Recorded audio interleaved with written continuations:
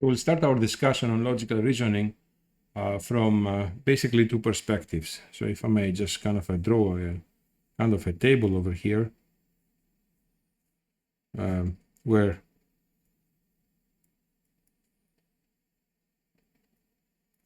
so the logical reasoning is going to be studied, as I said, from two perspectives. The first is the syntax. So we'll need to spend some time kind of understanding what the syntax of a propositional logic is, and the other is the semantics.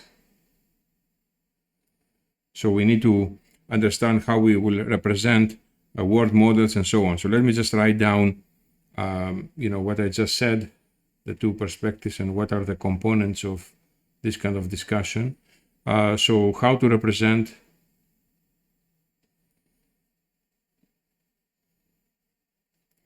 a sentence. We will use Greek letters for sentences. So let's say a sentence A. And more importantly is how we make inferences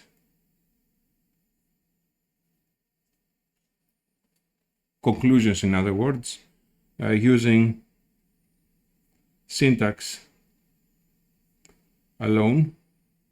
And this will actually be what we will be calling that discussion theorem proving. So theorem proving. And in terms of semantics, we will discuss about word models and sort of evaluation of these models.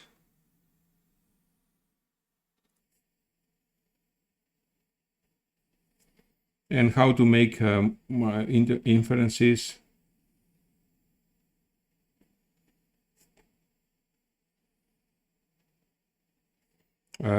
using models.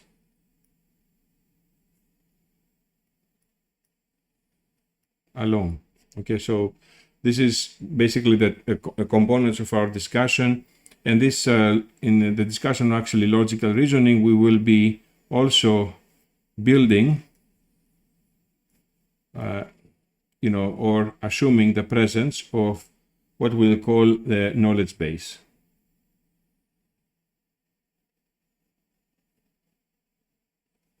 So this knowledge base is going to be almost like a database that, however, contrary to SQL databases that you may be familiar with, or relational databases, we will be storing sentences and logical sentences. Okay, so we will start the discussion with what is syntax. So syntax is a language that consists of propositional symbols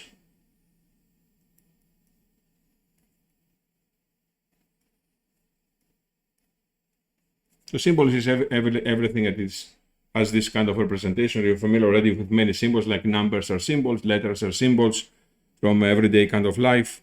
Here the symbols will actually be such, they are propositional. This means that they will either receive a value of true or false,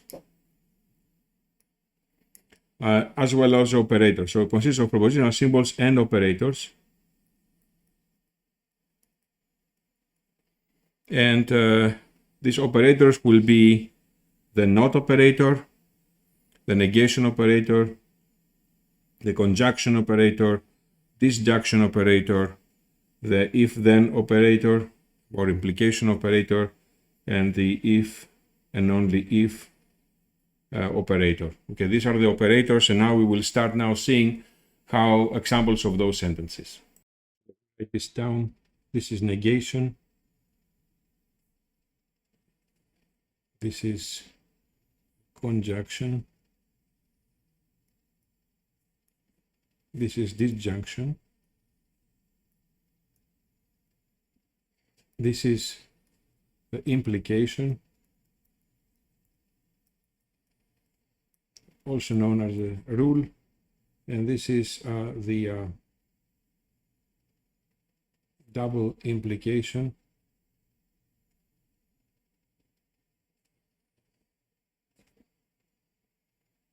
Mathematically, is the if-then else statement. This is the if-then. That's why I actually call the rule. And this is the or, this is the end, and this is the negation. Okay. So let's now write our first sentence. Let's call this sentence A1, and this will also open up the discussion about semantics. So I have a sentence here which is rain and wet.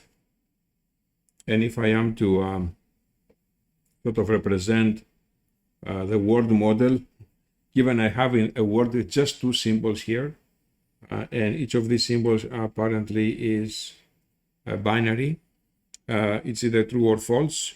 Then I have, let's say, over here the symbol rain, R for rain, and W for wet, and I have values 0 and 1. This guy also has values 0 and 1, and this is basically everything that can actually happen in this world. And if I have these two where both of them are 0, then will actually be false, which I'm not going to shade. If it is also here is false, and this is also false, and this is true, and this is what I'm going to shade over here as the cell that makes the word true.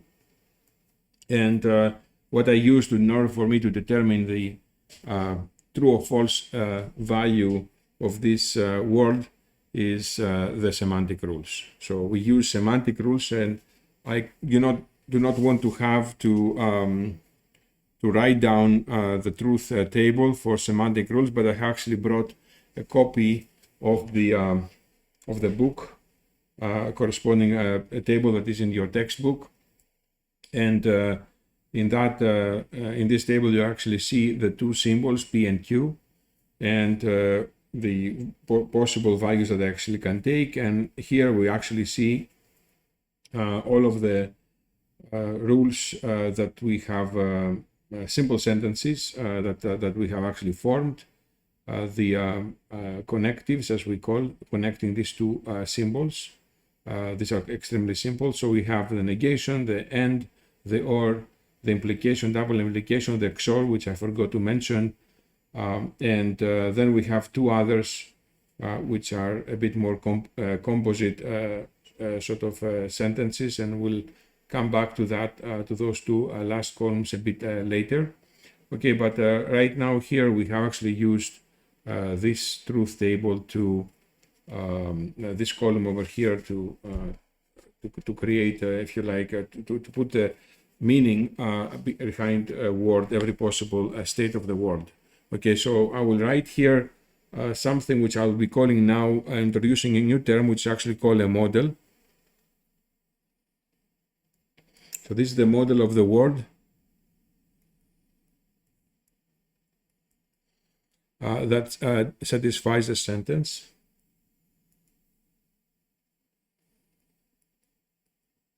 Satisfies the sentence. And this is the model is going to consist of W is equal to true, and rain is equal to true. So we'll put this in brackets, and this will actually be the model that satisfies my sentence. And there is a notation for that, and I'll be using the notation for this model. This is the notation. I will put it in square brackets. This is the model of A1. Okay, so in a quite similar kind of example, just quickly, I have a sentence A2, and this sentence is rain or snow. Evidently, if we actually see the previous table, then the model of the word that satisfies that kind of sentence is not only one. So let's assume that over here we have 0 or 1 and another let's say for snow, is also 0 and 1. So over here, I actually can shade more than one cell as all of these three are satisfying that kind of sentence. So I can actually write now a new, I will call it notation, the capital M. So all of these three models satisfy the capital M. This is a set of models, capital M for set of the sentence A2. And let me write it down, the set of models that satisfy A2 or alpha 2. Okay, and this consists of M1, M2, and M3. Let's say this is M1, this is M2, and this is M3.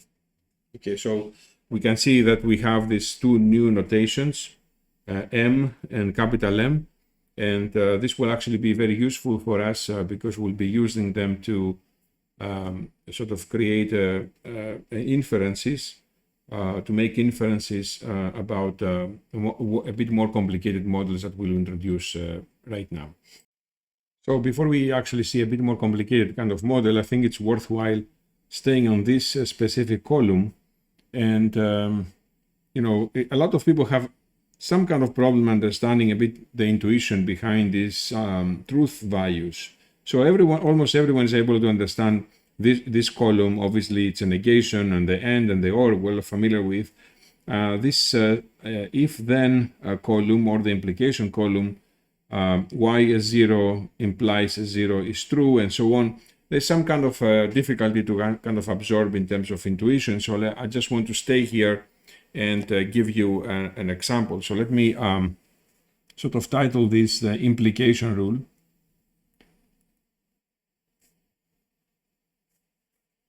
So in the implication rule, we have effectively two symbols, and we have double implication as well. So we have P, we have Q, we have P implies Q, and we have P double implication or if then else if Q. All right, so if and only if Q. Okay, so this is these are the four values. So we have from false, false, we have true, and this is false.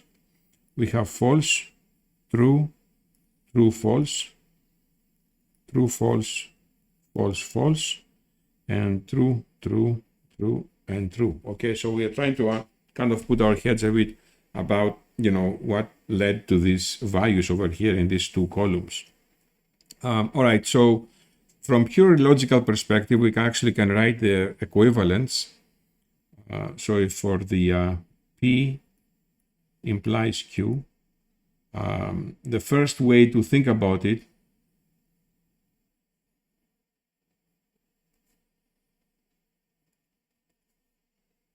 you can think about it from a logical perspective.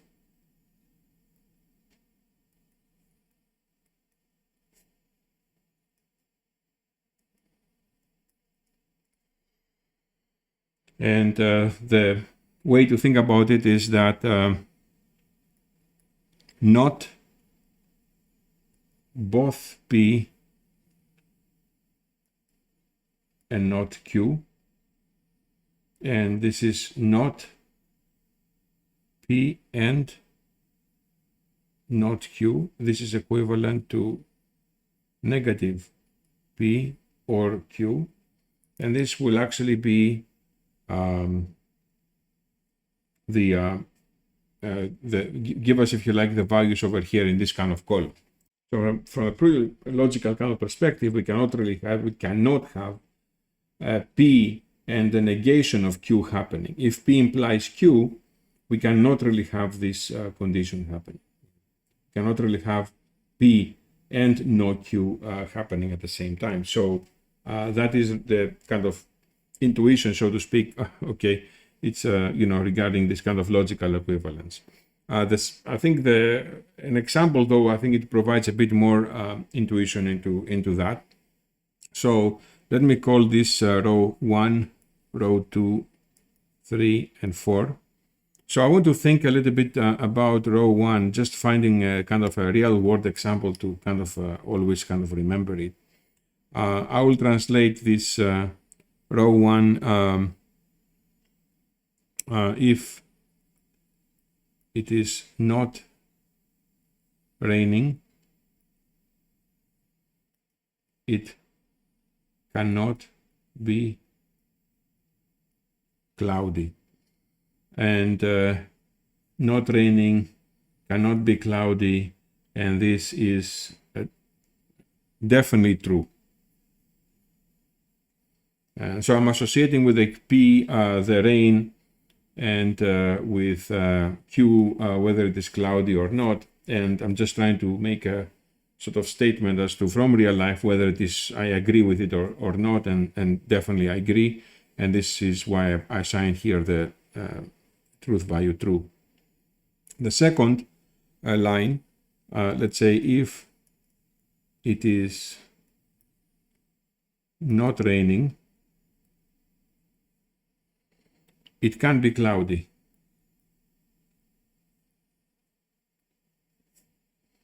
Okay, and this is also kind of makes sense to me, and that's why I kind of put this kind of a truth value true. The third one, if it is raining, it cannot be cloudy.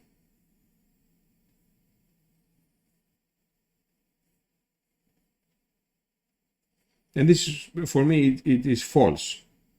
And that kind of agrees with this third line over there. And then finally, if it is raining,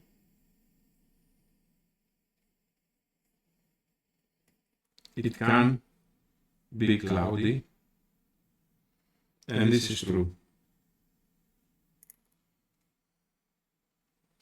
So these are the kind of four sentences which I always kind of try to recall and to understand, you know, a little bit more this column. And now in terms of double implication, I think we need to think about double implication obviously as the equivalent. So this is P if and only if Q, then this is equivalent to P implies Q, and Q implies P.